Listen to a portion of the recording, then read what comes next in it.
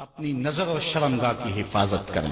اس دور کا سب سے بڑا فتنہ یہ ہے کہ نگاہیں پاک نہیں رہی، نگاہیں غلیظ اور گندی ہو گئی، شرمگاہوں میں وہ تقدس نہیں رہا ہے۔ حضور علیہ السلام نے ارشاد فرمایا، من زنا زنیا بہی ولو بہی تانے دارے ہیں، جس شخص نے زنا کیا یہ عمل اس کے گھر بھی لوٹے گا، اگرچہ اونچی اونچی دیواریں کیوں نہیں کر دیتے۔ یہ مکافات عمل ہے۔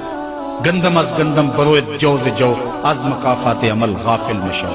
گندم بو گے تو گندم کاٹو گے، جو بو گے تو جو کاٹو گے۔ نظر کو تقدس دو، نظر کو پاکیزگی دو۔ حضرت لقمان حکیم کہتے ہیں کہ میں کئی نبیوں سے ملا ہوں، کئی نبیوں سے ملاقات کی ہے، اور میں ان سے دو دو چار چار باتیں جمع کی ہیں، اور ان ساری باتوں کو میں نے جمع کر کے 100 باتیں جمع کی ہیں، اور ان کا پھر میں نے خلاصہ تیار کیا ہے۔ ان میں 8 باتیں الگ کی ہیں۔ ان 8 باتوں میں ایک بات یہ ہے، جب کسی کے گھر جاؤ تو نظر کو حفاظت میں رکھو۔ جس شخص کے مہمان بنو، جس کے گھر جاؤ، تمہاری نظر نہ بھٹکنے پائے۔ نظر اگر غیر محرم کو شہوت سے دیکھتی ہے، حدیث میں آتا ہے کل قیامت کے دن جہنم کی آگ سے بھر دی جائے، وہ سخت رسوا ہوگا۔ آج میڈیا کی آوارگی اور انٹرنیٹ پہ جو کچھ ہو رہا ہے، ٹیلی ویژن اور سینما جو بدتمیزی پھیلا رہے ہیں، اور موبائل پیکر جس طرح بے حیائی کو فروغ ہو رہا ہے، ہم اس کے خلاف پوری قوت کے ساتھ بند باندھیں۔ اپنی اولادوں کے ہاتھوں سے ناول چھین لو، ان کے ہاتھوں سے جو ہے وہ فلمیں چھین لو، ان کی خلوتوں پہ نظر رکھو اور ان کی حفاظت کرو۔ جس شخص کی نظر پاک نہیں ہے، اس کے من میں طہارت نہیں آ سکتی ہے۔ دل پاک نہیں ہے، اس کو جو ہے وہ باطن کا نور نصیب نہیں ہو سکتا۔ وائے قوم کشتہ تدبیر غیر، کار او تخریب خود تعمیر غیر۔ از حیا بیگانہ پیرانے کہن، نوجوانہ چوں زنا مشغول تن۔ کتنی حکمت والی بات کہی اقبال نے۔ وہ اپنے دور کا دکھڑا سناتا ہے، جس دور سے ہم گزر رہے ہیں اب تو عجیب حال ہو گئے۔ اقبال کہتا ہے یہ جو میرا دور ہے، جوان تو جوان رہے، بوڑھوں کی نظروں میں حیا نہیں رہا۔ از حیا بیگانہ پیرانے کہن، بوڑھے لوگوں کی آنکھوں میں بھی اقبال کہتا ہے حیا نہیں رہا۔ نوجوانہ چوں زنا مشغول تن، اور نوجوان عورتوں کی طرح اپنے تن کے ساتھ لگے ہوئے ہیں، اپنے تن کو سنوارنے میں ہر وقت کنگھی پٹی میں لگے ہوئے ہیں۔ یہ مردوں کا کام نہیں ہوتا، یہ دلیروں اور بہادروں کا کام نہیں ہوتا، یہ عورتوں کے وظیفے ہیں۔ در دل شاں آرزوہا بے ثبات، مردہ زائن از بطون امہات۔ ان کے دلوں میں آرزویں کوئی اور ہی ہیں، اور ماؤں کے پیٹوں سے مردہ جنم لے رہے ہیں۔ دخترانے او بزلف خود اسیر، شوخ چشموں خود نماؤ خود دگیر۔ اور قوم کی بیٹیاں اپنی زلف کی خود قیدی ہو چکی ہیں، اور ہر وقت جو ہے وہ اپنے آپ کو آئینے میں دیکھتی رہتی ہیں۔ ساختہ پرداختہ دل باختہ، ابروان مثل دو تیغ آختہ۔ وہ جو گھر کی رونق تھی، جو آبرو اور حیا کا دوسرا نام تھا، آج وہ دل پھینک قسم کی ہو گئی ہے۔ آہ قوم میں دل سے حق پرداختہ، مرد و مرگ خویش را نہ شناختہ۔ اقبال کہتا ہے ہائے قوم کہ جو مر گئی اور اسے ابھی تک پتہ ہی نہیں چلا کہ میں مر چکی ہوں، اور جینے کا سامان نہیں کرتی۔ حضور نے فرمایا ہر دین کی کوئی پہچان ہوتی ہے، میرے دین کی پہچان حیا ہے۔ اگر حیا نہیں ہے تو دین ہی نہیں ہے۔ ہم نے جس دور میں اپنے ماں باپ سے دین سیکھا تو اس وقت اتنے فرقے بھی نہیں تھے، نہ بات بات پہ شرک کے فتوے لگتے تھے، اور نہ ہی لوگ دین کو کاروبار بنائے ہوئے تھے۔ اس وقت کوئی کھڑا ہو کے نعت بھی پڑھتا تھا تو اس کی آنکھیں بند ہوتی تھیں، اور تصور مدینے کی گلیوں کا طواف کر رہا ہوتا تھا۔ اور اگر کوئی پیر طریقت تھا تو اس کا مقصد مخلوق کو اللہ تک پہنچانا تھا، لوگوں کا دل اپنی جانب موڑ کے مائل کر کے اپنی جیب گرم کرنا مقصد نہیں تھا۔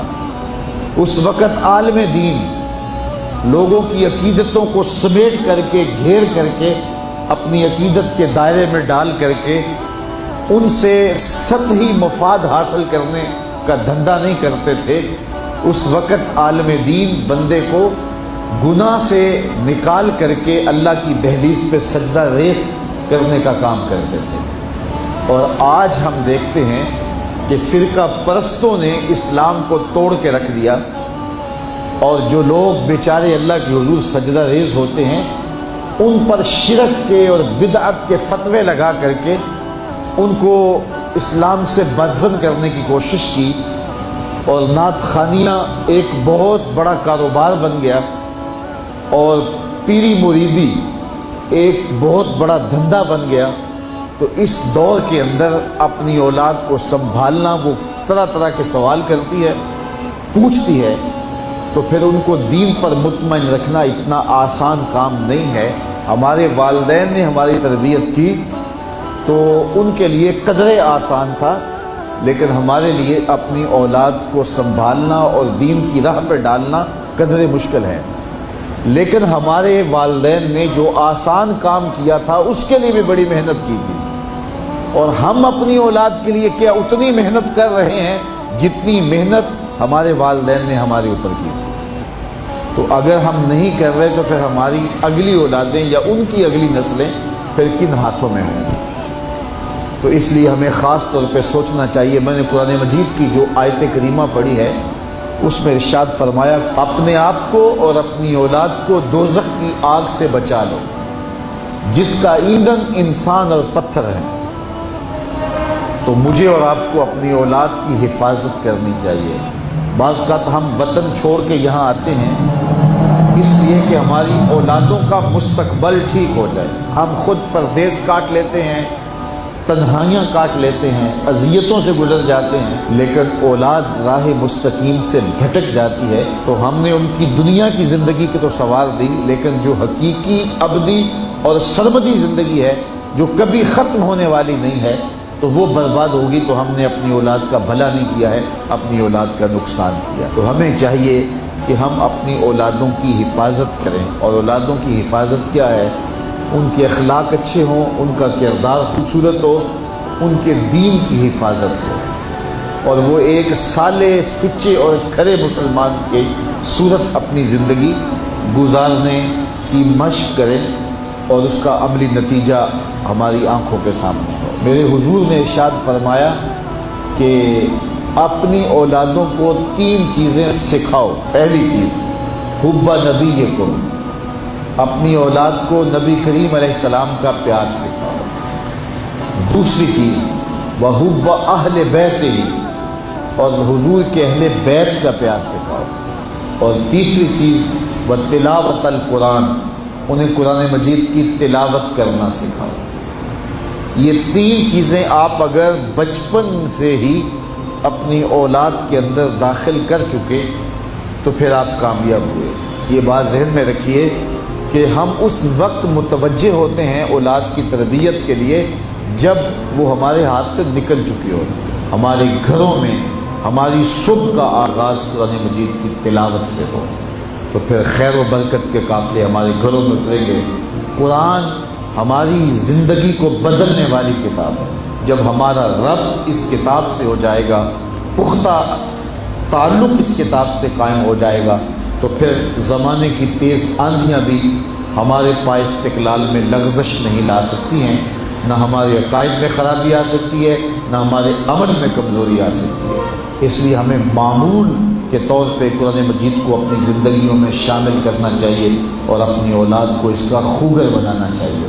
ایک زمانہ تھا کہ ہر گھر میں صبح کو قرآن کھلتا تھا، اور آج وہ دور ہم سے چھوٹتا چلا جا رہا ہے۔ صبح کے وقت موبائل تو کھلتے ہیں لیکن قرآن نہیں کھلتا، جس کا نتیجہ کیا؟ آج بے برکتیوں کے ڈیرے ہیں۔